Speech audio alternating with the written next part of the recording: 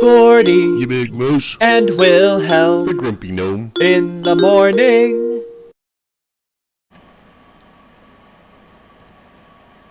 Well, hey there, I'm Gordie. And I'm Willhelm. Good morning, buddy. Good morning, sleepyhead. Oh, our windows are different. I have to look a different direction now. Oh yeah. When I was doing the setup, I figured I'd change it up a little bit. Well, that's fine. I just have to move the Twitch to a different monitor so I look a different direction. Oh. Smiley day there, Dr. Mom. And before we get started, I'd like to give a special shout out to Mrs. Mooselton, who is the greatest wife that has ever existed, who hustled home to make sure her sleepy, self-deprecating joke here husband was up and ready to do the show. So, thank you, Jess. You're beautiful and I love you. And good morning to Rocky Taki, or, well, as I call her, babe. How do we get so lucky, buddy? I don't know. Blessings from higher powers, I suppose. Yeah, I don't know what we did to deserve them, but... Well, I think it's a blank slate this morning. Purely from the hip, not much to talk about. We have one thing to get to here in just a little bit, and that's our contest winner. I don't see him in the chat yet, but he normally watches. Oh, yeah. He'll get a ping. So, Should I get the Tiny Tina's gush out of the way, or... yeah, absolutely. Yeah. Okay, Tiny Tina's Wonderlands came out a couple days ago, and it's fucking amazing! Oh my god! It was so much fun. Holy crap. Oh, wow. CE Photos 303, first time in the chat. Welcome, Sista. Good morning. Dr. Mom says she needs your hat. Oh, Knight needs your hat. Yeah. This is actually Isabel's hat, but she's got a better one, so I took the lesser one. I'm like, well, I'm using this one for the show, so. Yeah, I still got to work on getting some different colors and materials of my hat here. I don't know. I really like this hat. Fast forward to 5 years from now, and you got like a different Willhelm hat for every day of the week. Is that a challenge? Yes. Okay. Yay, poor spending habits.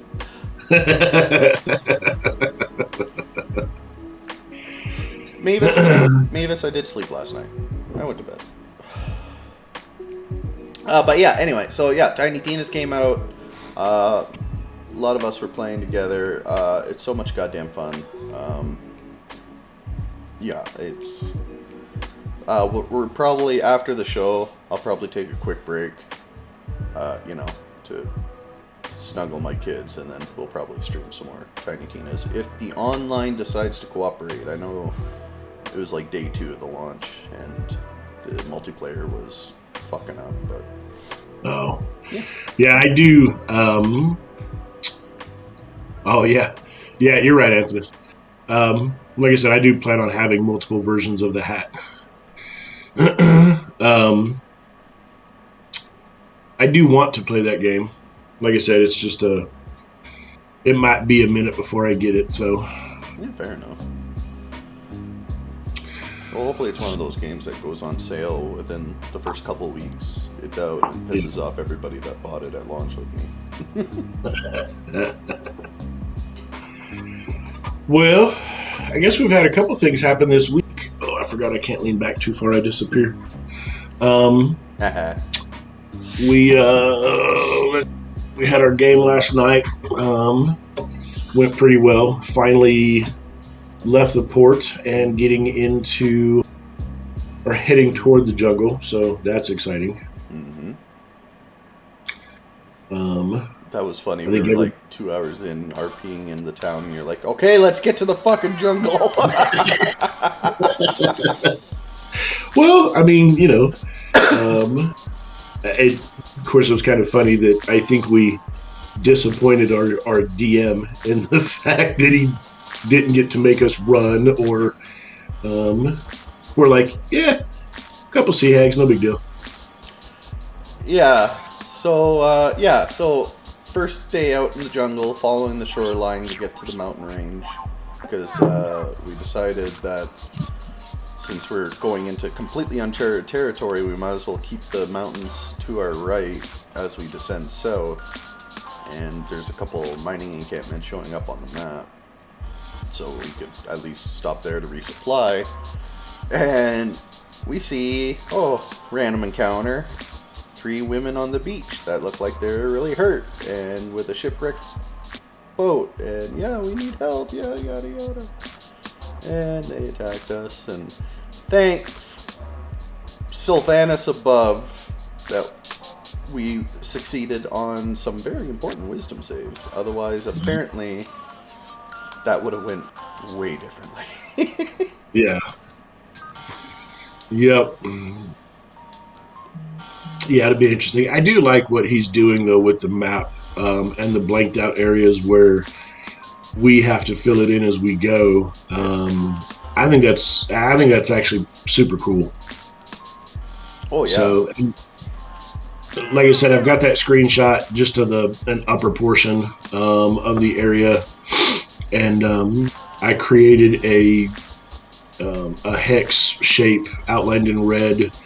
So basically, as we travel, I'll just mark the different hexes that we've covered, so we can kind of keep track of where we've been and what we've uncovered. And I know that as we uncover the hexes, I'll have to redo the screenshots and stuff so that we have, a cleared off map, but still. Yeah. But I love interactive shit like that, right? Like, taking notes is one thing, but having like an actual map you can update as you go, like, that's awesome. Yeah.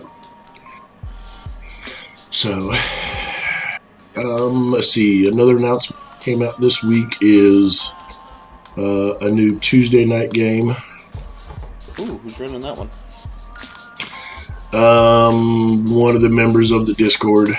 Oh yeah? Sounds like an asshole. He probably will be, but yeah. I mean, we'll see.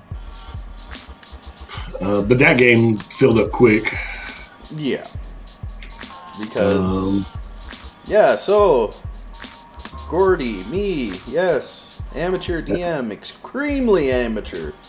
I am going to be running Tyranny of Dragons. And we got a pretty all-star cast lined up.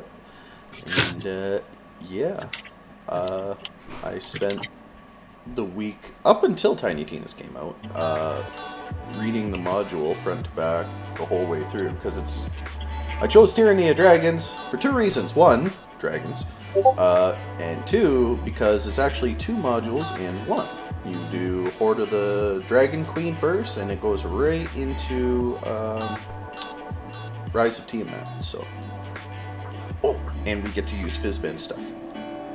Yeah. So, yeah, I've been working on reflavoring spell names. Oh God. And with the help of a fellow tavern member this morning, the Cure Wounds and Healing Word spells have been renamed to something quite hilarious, in my opinion. So, yes. Thank you, Kyle. You're gonna hide it from me? You're gonna hide it from the DM? I don't get to know until session 1? What the hell?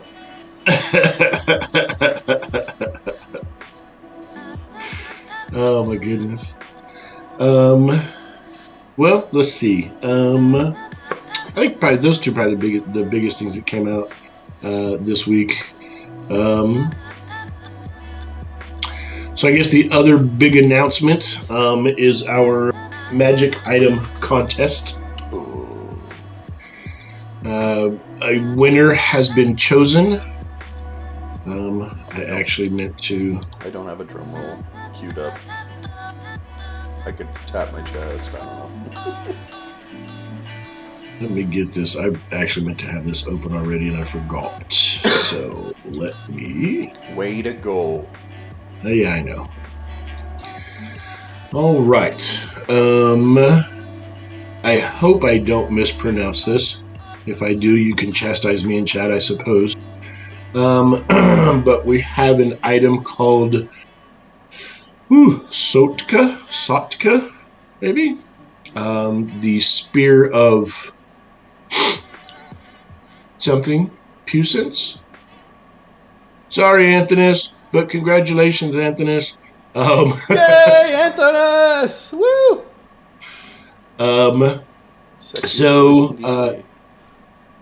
The first is very close. Okay. This is a rare weapon. It's attuned by a creature with at least a 13 strength and proficiency with spears. An ancient 7-foot-long spear made from one piece of adamantine. From the bottom of the shaft to the tip of the blade.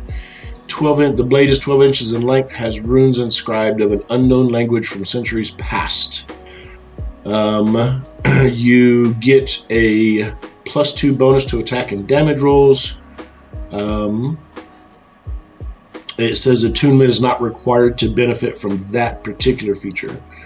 Once attuned, however, the crystal emits a dim silver light in a 5-foot radius while wielding a spear in one hand or two. When you take the attack action and successfully hit a hostile enemy, the crystal gains a charge up to a maximum of 3.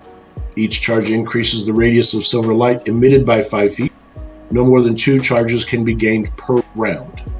As a bonus action, you can choose to expend 1, 2, or 3 charges in order to use one of the spear's following features. 1 charge will get you advantage on your next insight, intimidation, or persuasion check within 10 minutes. Dope. 2 charges, you can make a bonus attack with the blunt end of the spear, dealing 1d4 plus strength mod bludgeoning damage. Dope. And if you expend all 3 charges, you deal 3d6 force damage to the enemy you most recently hit on that turn. Dope. Once you have expended at least 1 charge, you must make another successful melee attack with the spear in order to regain the expended charge. In addition, the silver light emitting from the crystal reduces appropriately to the number of charges remaining. The crystal within resets to 0 charges after completing a long rest. So, we are still awaiting the DM reward. We're visiting with the DMs, trying to see how they are going to offer up a reward to Anthonys for this. But again, congratulations to you, sir.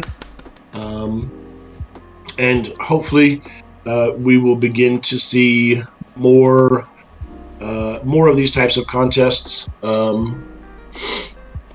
within the Discord. We did magic items this time.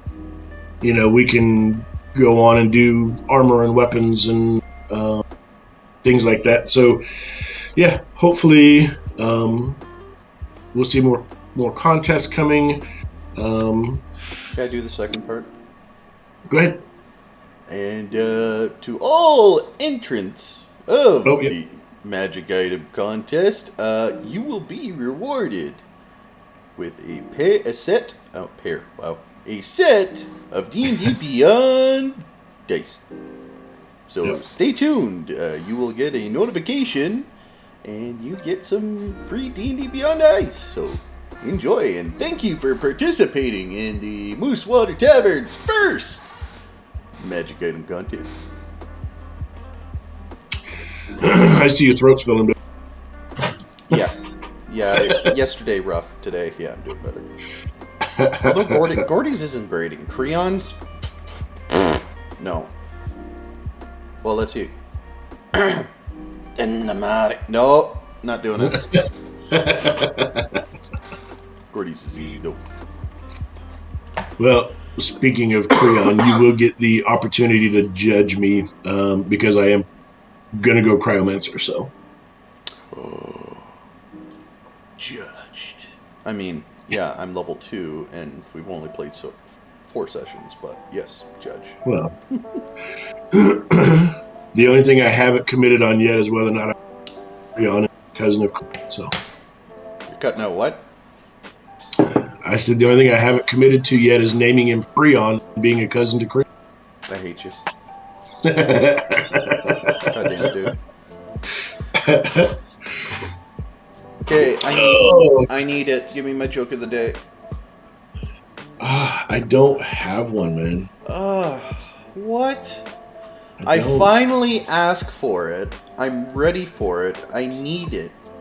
And you don't have it. I know. God I'm a bad person. damn it, dude. I'm a bad person. Let me down, Goose. Oh, let me see. Ah, well. But yeah, our Tomb of Annihilation. We also got to have a pretty cool RP moment. Yeah. That, the amazing, wonderful, powerful, eldritch lore master that is Timothy Portnoy. We knew there was a necromancer trying to lure undead to Port Nyanzaru. And, oh, by the way, yeah, I guess spoilers in case we're spoilers for Tomb of Annihilation. Shit. Actually, Tara's the only one that wasn't there. So, oh, you're talking about for anybody who's never played Tim. I got you. Never. Yeah, should I not actually talk about story details in the module? Yeah, I mean, maybe not specifics. Like, we're chasing a necromancer, and we found out we're scared of him. Yeah, let's leave it at that, yeah. So, how does a penguin build its house? How does a penguin build his house? I don't know. How does a penguin build his house? Igloos it together. I changed my mind. God damn it. Why did I think this was a good idea? Okay, so I have a better one for you, actually. Okay. Which one of the knights actually invented King Arthur's Round Table? No idea. Circumference. Fuck, I laughed. God damn it! Alright, that's alright.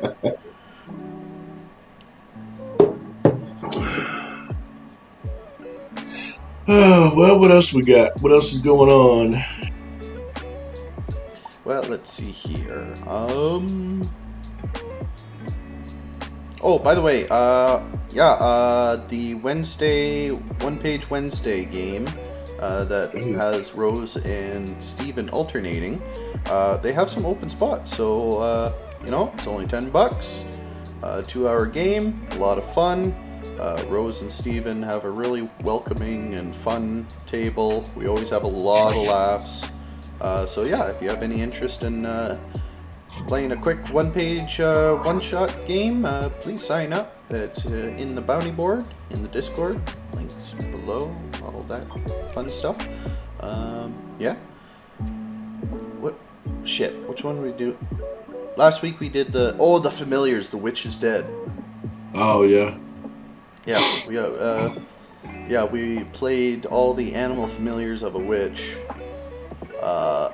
and we had to go and find the witch hunter to kill him, and it became a ridiculous, murderous romp through a strange Silent Hill kind of town. So, yeah, I haven't done a one page in a while. I need to get back to doing it. So much fun. Like, I think last time I looked, there was still 4 seats open, so please join. House of Horrors, yeah.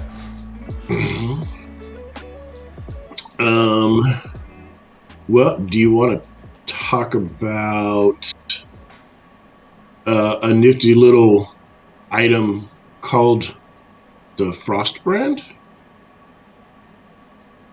Oh, I guess I can talk about that. So I guess just a quick preface with the brigade, our brigade game that we play. I think we made slight mention of this before, but the brigade is going to collect a few extra brigadiers and head up to Bar. But prior to that, a group of us went to Waterdeep to go on a shopping trip. And since Gordie lost Roberta, he needed a new axe. And though it's going to cost a pretty gold piece, 7,000. But yeah, if you want to talk about what you're going to be picking up. Yeah, so when we arrived in the illustrious city of Splendors, our brigadiers stop in at the world-famous and world-renowned Yawning Portal, in which we were greeted as, not heroes, but, since it is an adventurer's tavern, they're like, oh yeah, these are the guys that did the latest Save the World mission, so free drink on you, good job. And, we kind of rubbed shoulders a little bit with the adventurers there and met a very nice tavern keeper there, whose father owns it. Ty knows who the owner is, right. But Gordie sure as fuck doesn't, so... that bloody sales pitch, yeah. Yeah, Say kind of dropped the ball, but that's okay.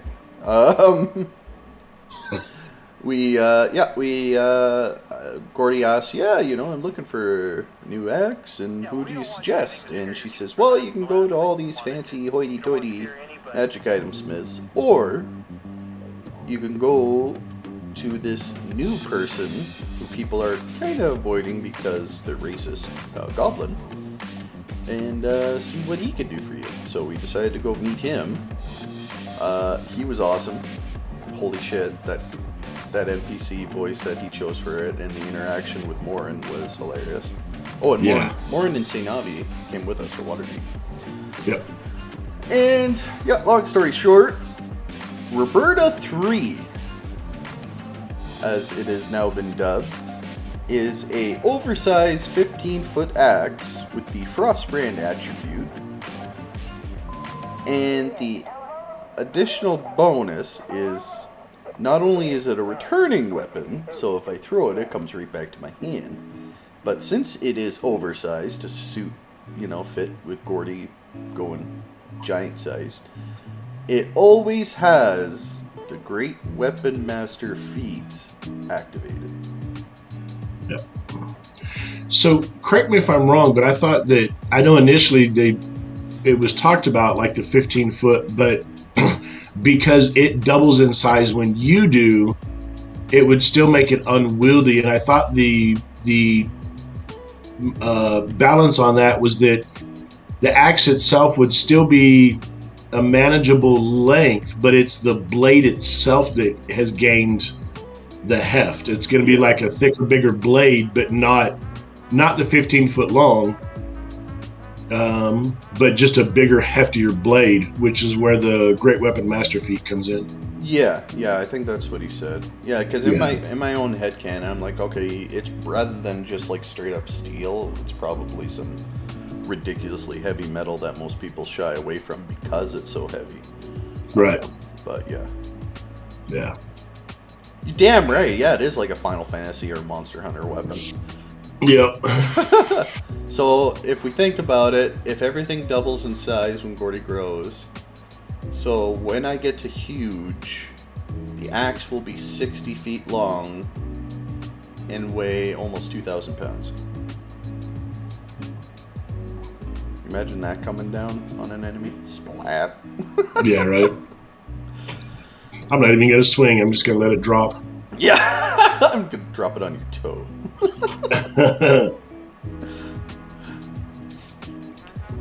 So. But yeah, I was super excited. I think the most of it, think most of that shopping trip, I mean, it was your axe, and then everybody else just picked up, I think, basic supplies, right? Well, Jinto got those boots. Yeah, that'll be interesting. Jinto, get down here. We need to talk. I can't. Yeah. So the shop. Catch me. He had a budget pair of boots of flying that he's got the it goes up section working. He just hasn't figured out how to make them go down. So whenever you deactivate the boots, you just drop. So yeah, but Jinto got slick with it though, because he was talking about. He's like, I'll just make sure I have rope on me. Yeah. And when I'm up in the air, I'll just like drop the rope down and climb down the rope to get back down. Yeah, I can't wait to see him use that because he'll come up with some creative uses. Oh yeah, absolutely. See, Say picked up some diamonds. Yep. Oh, and there, he's got a diamond for you, so you can not harass me for a diamond. Well, yeah. Well, the other thing too is I guess I just want to have one diamond on just in case. But I mean, we've got others that can do review, so I don't necessarily need to. Oh, dude, I can't wait to have the chicken back. I know, right? Oh, Vernon, I miss you, buddy. And we're gonna need him. Like, not for him. He didn't get his. What'd you get the diamonds for then? Oh, probably Greater Resto. Oh. But it needs to be diamond dust, say. Yeah, you have to get them crushed. Yeah. Oh, wait. You're fixing to have a 60-foot, 2,000-pound axe. I'm sure he can crush them for you. I mean... Oh, St. Navi's got jeweler, so he can do it himself. Oh. Yeah. Yeah, okay. Never mind. So. Still. Fine. Be that way. I don't think Ninx did a whole lot, did he? Oh, there was that fun interaction with the sign of the shop. Well, yeah, he was scared of the sign. Yeah. He's like, nope. Yeah, well, the shop was named the Chesapeake, and when we approached, it had like he described it as a childlike drawing of a dog that was actually animated and was wagging his tail and panting, and I think it was Morin that put their hand up to the sign. And it nudged him kind of. Yeah. He was scared of a sign. Yes, he was. So Ninx being Ninx said, yes, I believe this is work of devils. Yes, this is definitely a demon portal. It will kill us as soon as we go inside. And there was like a 15-minute negotiation about going in the shop. Insight checks were made, mostly failed. St. Navi obviously saw through the bullshit. But, yeah. Well, I mean, if bad things had happened to you, I mean, two of us would have made it out alive because we didn't go with you. Well, yeah. I was off trying to ultimately start working toward getting me an all-purpose tool. Among other reasons for going to that temple. And who knows what the hell Terrorless has gotten into. I mean, when we left off, he had a dagger at his back. So it'll be interesting to see what happens next time we play. I love that.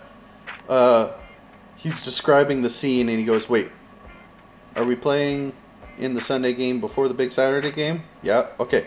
Now you have a dagger in your back. Yeah. Yep. Fuck, man. He's god tier, I swear to God, that man. See, and that'll be, and I was actually chatting with Kyle this morning. I know that the Frostbrand is, what did they say, like 2 to 3 weeks or a month or something before you'll get it? A week. Oh, I thought it got extended because of the extra stuff. Okay. Because we need to, essentially, I guess, if we want to continue the proper storyline, in our next session, we need to finish up at Waterdeep and travel back to the tavern, because 6 days later is when we travel north. Mm-hmm. So, but you got to have your axe before we... Yep. So... And I just love how you throw little story moments at him and he goes with it. Yeah. Like Gordie says, anybody want to do anything before you leave the tavern and go to Waterdeep? And Gordie writes a letter to his sons, and all it says is it's time. Yeah. And he's just like, okay, I'm making a note. Yeah. Is it 2 weeks? Yeah, like I said, I think it got extended because of the oversize and turn, all that kind of stuff. Son of a bitch. I'm pretty sure it's at least 2 weeks. But like Say said too, though, as long as when we go into the next session, obviously we got to finish up what Chairless is doing. But then after that, if there's no other business that we want to conduct, then okay, 2 weeks has gone by. You have your axe. We travel back to the tavern. Yeah. So, yeah, I just hope you. Sorry, yeah. I guess it'll be easy to kind of just fast forward then, Yeah. I just hope he appreciated my attempt or my candor in looking for a specific tool. Just want a multi-tool, guys. Come on. I even found religion. Just give me my all-purpose tool. Well, I mean, it was the whole, well, we have this tool and that tool and this tool and that tool, but I've heard about the one that's all-encompassing. It's kind of like an all-purpose tool. I don't know. Oh my god, yeah. Yeah, not even trying your best to be subtle, like. Just, what? Yeah. So. Yeah, hint, hint, nudge, nudge, DM, please. Nice, shiny. Yeah, you'll probably get it. Well, and of course, I took the music boxes for possible trade because I don't have crap, and then ended up giving the better one away as an offering. So I loved what was it, the high priest you visited in the Temple of God? Well, no, I think he was just a regular priest, but the High Seeker is who I will eventually chat with, I'm imagining, about the all-purpose tool. But it was just a regular priest that I was chatting with. Yeah, and he looks at this glorious music box that you made, and he's looking like, why are you here? You don't need to be here, dude. You already got your shit straight. What the fuck? Yeah, that must have felt fucking good. Yeah, what'd you roll on that? Like a 29? It was a 26 or 27 on that one, and then like a 16 on the second one. So, the lower end one, maybe I can trade for a healing potion. Oh yeah. Oh shit, that's one thing we should stock up on, eh? Never even thought of that. I don't know. I don't know who has money. I mean, I have enough gold to pick up a couple of healing potions. I think Gordie does. We do and or will, at least for the epic. I mean, we'll have more. So, but I guess speaking of Gordie and Willhelm, tidbit. Well, I mean, mine's already done. Whatever. Big ass Roberta 3. Yeah. I know. Last week I mentioned the black monocle. Yep. The mountainside. I know we haven't actually described the mountainside fight. We haven't actually talked about the trip to the spine yet. Oh yeah, that's what you wanted to start with, was the trip to the spine, right? Yeah, I mean,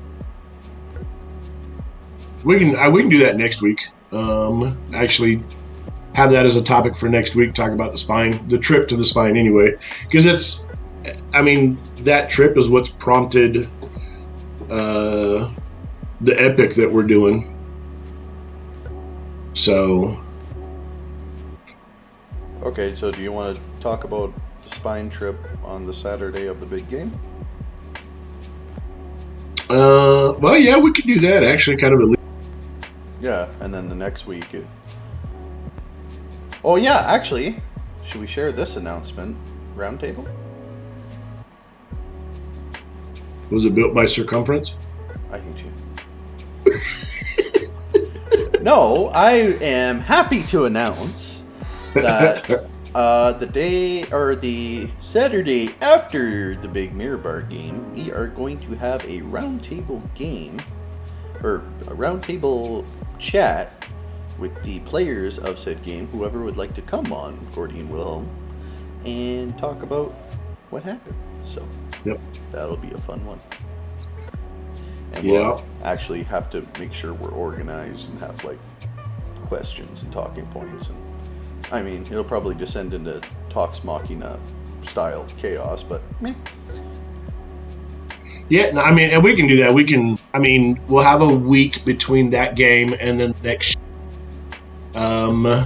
So we can create like a oh, what do you call it? I don't want to say like a speaking order, but kind of get a commitment from everybody who wants to be on there. So we kind of know who's going to be on there. And then yeah, just have big roundtable discussion. Sweet. I think that'll be good. I wonder if there's any way in hell we could get Jinto on the show. I don't even know if he's up this early. But I mean, he might come on the show. You ain't gonna get him to turn his camera. No. I still don't know what Jinto looks like. I like the theories that he's a celebrity. Oh yeah. And he just uses a fake name. Well, you know, we've always talked about like, is it possible, or how would it be possible to take the Moose Water Brigade like national or whatever, like become recognized in a way? Well, if we have a celebrity as a brigade member, I mean, that's one way to do it. Motherfuckers holding out on us. I just want, like, I'm happy enough lately that the awesomeness that is the Rune Knight has been recognized and used in characters. I've heard folks on the platform that shall not be discussed, Rune Knights are popping up more and more and more. Oh, really? Yeah. People have heard of what Gordie did with his multi-class, and now people are multi-classing into Rune Knight. And Patrick actually went Rune Knight in one of his home games for his fighter, which I'm like, yes, yes. Good deal. Hell yeah. Yeah, and that's we talk. You know, we always joke about, like, I'm talking about playing a cryomancer. So you said you're going to judge me, and but that's like, you know, Terry's talking about going. So I told him I was going to judge him. Terry's talking about going what? Artificer for Tuesday. Oh, for Tyranny of Dragons. Yeah. Yeah. So I told him I was going to judge him for that. Yeah. Well, yeah, because he was hemming and hawing. He's like, well, if I was a spellcaster, you know, would you let me use a gun as my spellcasting focus? I said, yeah, as long as it's not like an actual firearm, because Tyranny of Dragons, where it shows up in the lore, it would be incredibly difficult to get like an actual firearm. Right. Because I'm trying to kind of stick to Dale Reckoning as best as I can in Tyranny, just because I'm such a Realms nerd and I want to stay to it. I says, well, if you're interested in that, have you looked at the Artillerist Artificer? Like, they got a class feature that literally says Arcane Firearm. He's like, oh, right. Hold on. And he looks it up. He's like, huh. I'm like, yeah, and you also get your Eldritch Cannon, That's like another gun. Like, he says, oh, well, if I get the Eldritch Cannon, can I mount it to my armor? Like, of course you can. You're a fucking artificer. Right. I said, if you want like a Predator-style fucking minigun on your shoulder, hell yeah. And I said, you know all the stupid shenanigans you tried pulling on the other platform, you know, like making bombs and shit. Like, if you roll high, you put the money and the gold, or the money and the time into it, I'll let you make bombs. He's like, okay, I'm going artillerist. Yeah, level 5 you get the arcane firearm, which is like turning a rod, staff, or wand into an arcane firearm is what they call it. But it's essentially just your focus. Yeah. And it's used for your spellcasting, so... I mean, what I'm picturing it as, it's like the precursor to a flintlock. Essentially, yeah. I mean, that's the way I see it. Yeah, just instead of, you know, a fuse and whatnot, it's all like arcane sigils and whatnot. Yeah. Something to, you know, however he wants to flavor his magic. But yeah, that's what I got. I've been trying to think in my head how I was gonna portray it, but yeah, I think precursor to flintlock would probably be the easiest way. Yeah. Because I mean, if you think about it in a D&D setting, right? It's super hard, especially if you're an artificer and you do have arcane capabilities. Why would you go gunpowder when you can cause what the gunpowder does magically? Right. Well, that's just like the shield cannon. The shield cannon has a reload property, which I found hilarious when it was like, well, I mean, you could always use your bonus action to have Misfit reload it for you. I was actually picturing that in my head. Yeah. But as an artificer and having infusions, I just put repeating shot on the shield cannon, and I don't have to worry about ammunition. I don't have to worry about powder. I don't have to worry about reload properties, because the ammunition becomes magical and you ignore reload properties. So, I mean, yeah, that's the thing. Is an artificer, black powder is a moot point essentially. Yep. If you do repeating shot, I mean, that's, you know, if you want to use other infusions, like that's why George hasn't been around lately, because I'm using my infusions to help me, well, first of all, have a god level AC, but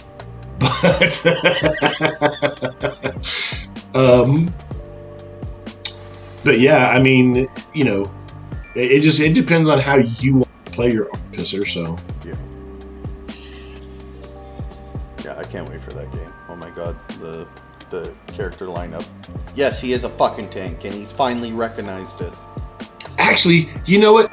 So, okay, we still got like 15 minutes. I would like to have a discussion. Okay. About tanks. I read this somewhere. I don't remember where, but essentially the misconception or misperception of what a tank is. Uh-huh. So, a lot of people, be quiet, stand down. A lot of people consider a tank to be somebody who has like a, you know, 25, 28 AC or whatever. They're super hard to hit, and they can hit pretty good or whatever. But the thing that I read said that a tank is more than just a damage dealer or a high AC. A tank is somebody that has the capabilities to do the damage, to take the hits, but also protect their fellow party members. Yes. So if Willhelm were up front and doing those things, and at the same time casting things like heroism, warding bond, aid, then he would be considered a tank. Yes. But Willhelm doesn't do that. Yes, you do. The only person I cast Cure Wounds on is you, and that's because you're the one I can touch, because I'm 30 feet in the air. On your back. Yeah, but if you weren't, you'd be a tank. Yeah, probably. Yeah. When you're on Gordie's back, you are the turret of the tank.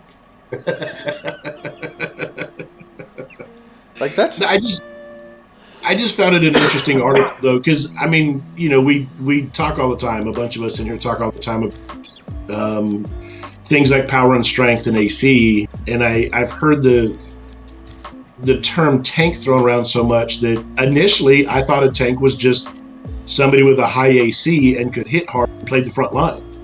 I didn't realize that the purpose of a tank was to also help, keep the rest of the party alive. So it was interesting to me. I learned something from it. Yeah, like if you look at traditional MMOs like World of Warcraft or Final Fantasy XIV, the idea of a tank is not only to be the frontliner and take the hits, but also control the flow of the battle. Right? Like, that's why, if you think about it really numerically, Giant's Might in large reduce, like, compared to haste, it's dog shit. But the flavor, the essence of it, if you have a 30-foot tall moose man in your face with a giant axe cutting down your peoples, are you really paying attention to the incredibly hidden and stealthy sniper way back yonder? No, you're not. Right. There's obviously a fucking threat.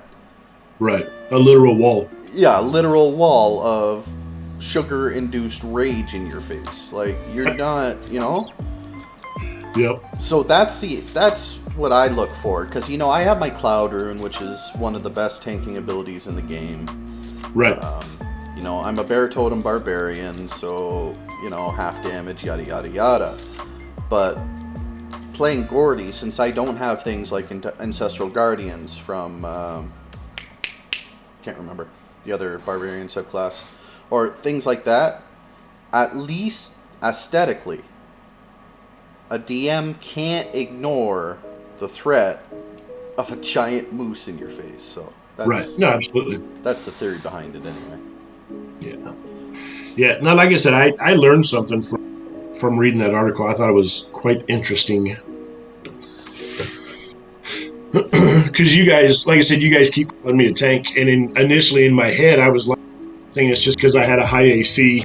When I hit, I do pretty decent damage. Yep. And I thought that was the whole thing about being a tank. Yeah. So. Well, in the same vein, Dungeon Dudes. I love these guys. They're Canadian, and they have really good videos. They did a video on how to play a healer in 5e. Because mathematically, unless you're doing like a life cleric, and even then you're pushing it, it is impossible to keep up with healing spells, the damage coming into the party. You're just not going to keep up. If you're just sitting there and treating it like MMO, you're going to be out of spell slots really quick. Right.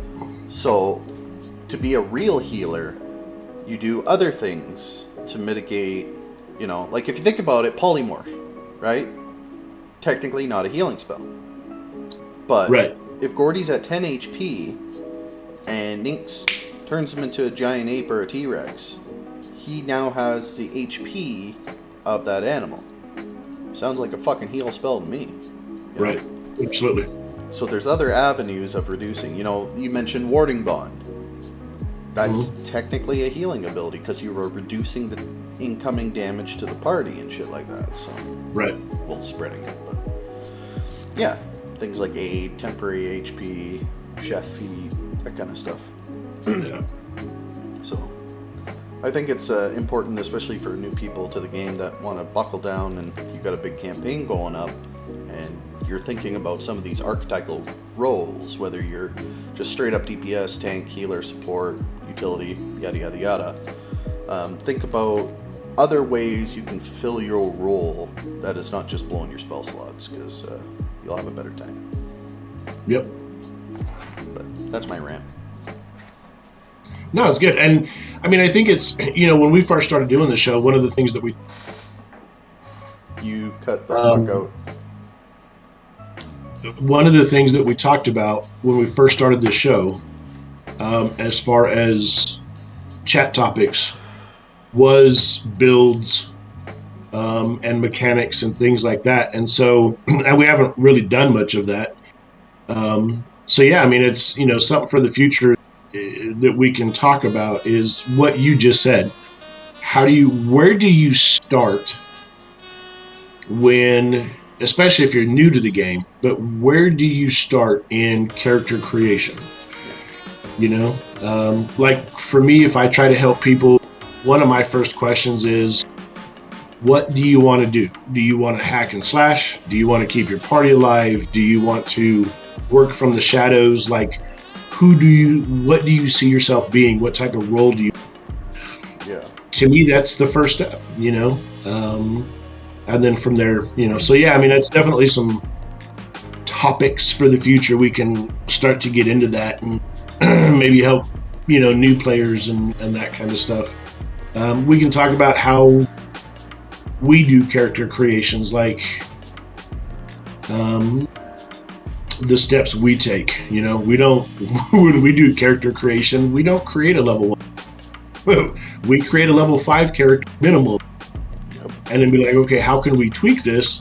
And then we cut it back to level 1 and go, okay, we're ready. You know, so. Actually, what do you think next week? Because I showed Navi my trick for character creation, and he really liked it, and he actually used it in creating or tweaking Odad. Okay. What do you think? Next week, should we have someone on and actually go through the process? Yeah, we can do that. I got my pencil and paper, so next week will be the. What is next week? The 2nd? I don't know. I'm not awake yet. Yep. April 2nd. Okay. So we have guest appearance and talk about character creation tips and tricks. Yeah. I mean, we definitely have experience in creating characters. So, I mean, yeah, a little bit. Look at our D&D Beyond and Roll20 fucking archives and all those stupid wonky builds we got just sitting there waiting to be unleashed. Yep. And then one of these days we gotta talk about the Mountain Blade. Oh yeah, absolutely. Because that's happening. In some campaign in the future, that shit's happening. It's just, like, it's too good not to, like, I think watching that whole video, well, actually, I didn't watch the whole thing. I watched most of it, and I haven't watched part 2 yet. But just in what I did watch, I think the thing that gets me the most on it is the always there sneak attack. Yep. It's always there. Yep. And so, I mean, the ability with the blade to pull enemies closer to you, if need be, and then sneak attack is just always there. I was like, that's amazing. Oh yeah. So. Yeah, galaxy brains. Yeah. So yeah, we I don't know, over the next week, and we have, I mean, I don't know, we have to see if we can find somebody that's fairly new to the game that's willing to come on the show. And actually work with somebody who's kind of new to the game and well versed in character creation. Because I don't know, if we bring somebody, you know, that is experienced in this, well, they already know. Like, they already know what we're talking about. You know what I mean? They have their own process. Yeah, that's a good idea. So I'll try and find somebody that's fairly new to the game and not shy. Because you will be on camera. What about your nephew? Dude, he's a teenager. I don't even know if he's up this early. Shannon, your sister, Dr. Mom?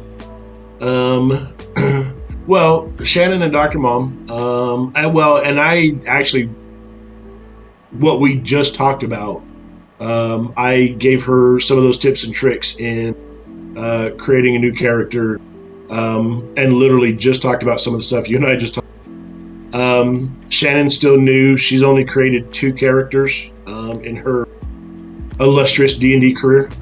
I think only 2, maybe 3. No, I think it's only 2. And the other thing about my nephew too is that he actually DMs. Oh shit. Yeah, so yeah, he's created a ton of characters, and I mean, the kid's he's like a genius anyway. So his level of creativity is astounding. So I imagine, and he's one of those people that he will research everything. But yeah, I mean, Shannon might be willing to do it. I don't know. I could ask Mrs. Moosleton, but she'll tell me to go fuck myself. So. Yeah, Shannon just said that she's up for it. So.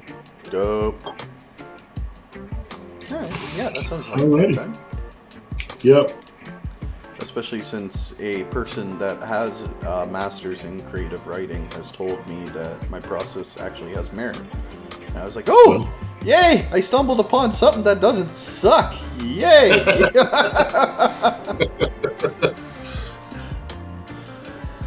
All right, buddy. Well, What do you think? Time to hand her, have her, let you have a smoke and get some more coffee in us before Tiny Tina's? well, you can do Tiny Tina's. You're gonna be in the chat. Don't play. Well, I might be on my phone. I need to do some more painting on the night miniature or the bust. But I also got to do a little bit of prep work anyway for tonight's game. Yeah, whatever. So- You're still gonna come hang out with us. Don't even play. Oh, at some point, yeah, I'll be there. Attaboy.